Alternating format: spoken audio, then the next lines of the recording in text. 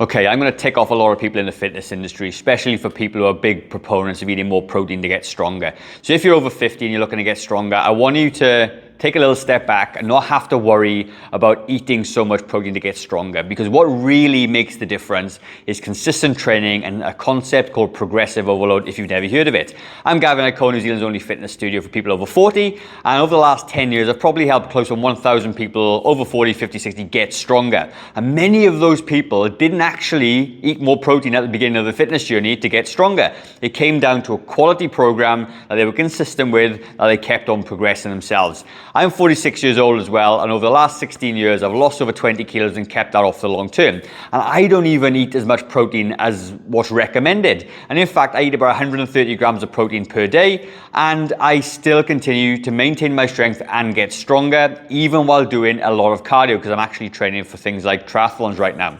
Let's quickly talk about what progressive overload is, okay? A lot of people over 40 and 50 and 60 are new to the gym, so you got to understand there's some certain concepts around this that I want to explain to you. Progressive overload just means doing a little bit more than you did last week. Really simple example would be, if I was going to do 10 squats today, then next week I would do 11 squats. If I did 3 sets of 10 squats today, next week I might do 3 sets of 12 squats. Because those 2 extra reps are progressively overloading your muscles gently over the course of time. And you see, our muscles respond really well to tension and overload. And all overload means is you put more stress on them so they have a reason to grow. A lot of people will argue that you got to eat more protein to rebuild it because the muscle is built afterwards. And I agree. But for the most part, most beginners that I know are already eating enough protein in their diet anyway. And the other thing as well, a lot of people over 40 and 50 are actually a little bit overweight. So when you do resistance train, the protein that you already got, that you're getting from food anyway, is actually being used to build muscle regardless. Because when you eat carbs or if you eat too much calories, that is actually protein sparing. It is not being used for energy because your fat and your carbs and the other calories are being used for energy. Therefore, you can spend many months getting stronger, maybe years depending on your situation, without consuming more protein. I see this time and time again.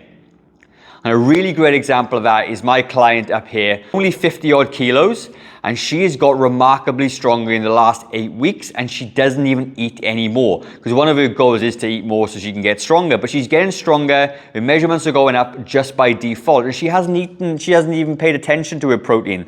So, and I see this is a pattern that I see time and time again, so you don't need to worry about it. And the thing of it is, when you're trying to get more protein, you got to start tracking those macros a little bit. You get a little bit confused. It can be really hard work, when the reality is you just want to get stronger. And if you want to get stronger, just go to the gym, follow a program. And by the way, if you need a full body strength program, there's a link down below that you can click on, and I will send you a full program that you can follow. It'll only take you half an hour 3 times a week to do, and you will build as much strength as you need to in the next sort of 12 to 16 weeks if you follow it and you apply progressive overload to that. So you might be wondering, how many sets, how many reps do you need to do per week to build muscle? Well, the recommended thing is about 10 to 20 sets per body part, all right? Now that's a big range. So let's just say you're brand new to training and exercise in the gym or with weights anyway. If you did 10, if say you did nothing, and then you start doing 10 sets per week, you're gonna start getting some results. They're called newbie gains. And you will start to get stronger on the very bare minimum of what you need to do. Then as you progress and your journey progresses moving forward, you can do a little bit extra. You can do then 12 sets per week or 14 sets per week. You can apply extra overload, adding more weight to it. There's lots of ways to skin this cat, but progressive overload is always the key. More reps, more weight, whatever you need to do. So when you think of like, oh, how do 20 sets or 10 sets of squats per week or something, or leg strength per week, it's very simple. If you did 3 sets of legs today, 3 sets of legs on Wednesday, and 3 sets of legs on Friday, that's 9 sets. You're already nearly there. So when you do full body workouts like the one that I'm going to send you if you click on the link down below, this is all taken into consideration. It is a perfectly created plan to get all your sets in, all your reps in, all the volume that you need, which is how much weight you lift over the course of a week. And it doesn't take as long as you think it does either, which is beautiful, because when you're in the gym, you don't need to spend tons of time. You just need to have some intensity with the weight. Then you think, how much weight do you use? Well, I like to use a rep range of 12 to 15 reps. And the reason I like to use that rep range is because it's an amount of reps that is not too, the weight by default is not going to be too heavy. Because if it was too heavy, you wouldn't be able to get to 12 in the first place.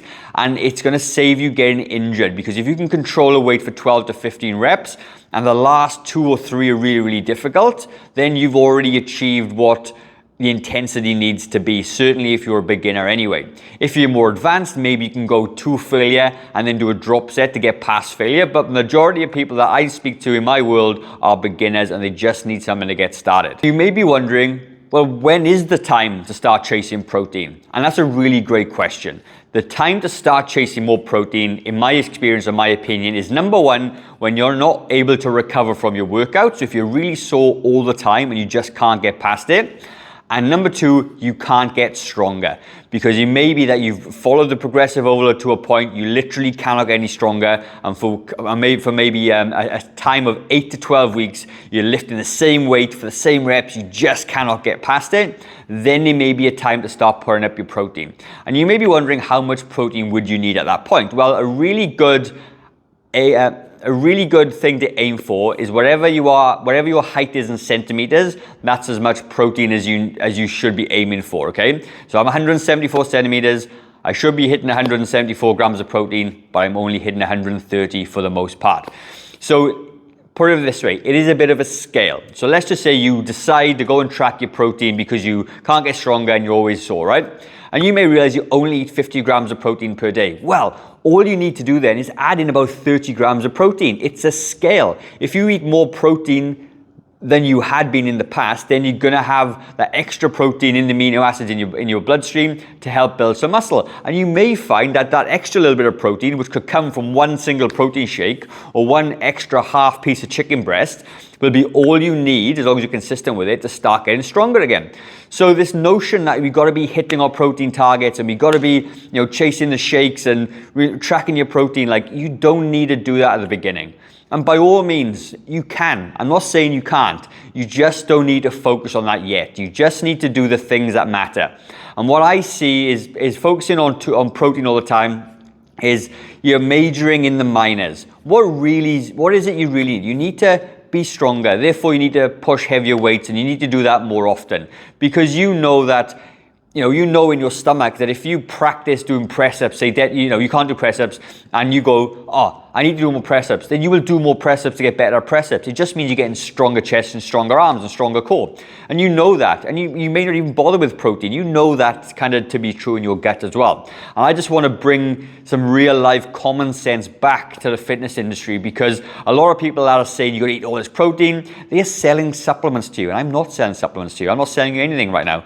I've just got a free PDF that you can follow. It's going to help you get stronger. Sure, there's going to be people that are going to be really aggressively arguing with me about this, and that is fine. I don't mind. I've been in the fitness industry for 10 years. I've coached nearly 1,000 people, and I've seen the results for certainly the older demographic anyway, that they get stronger without eating any more protein whatsoever. So let me know in the comments, how much protein do you have? What are you struggling with? Is there any questions you have about this I can tell you? Now, if you are interested in eating more protein through food, I've got a video up there that'll take you through all the best foods that will help you build muscle, providing you're following a good strength training program. So head to that video, I'll see you there shortly.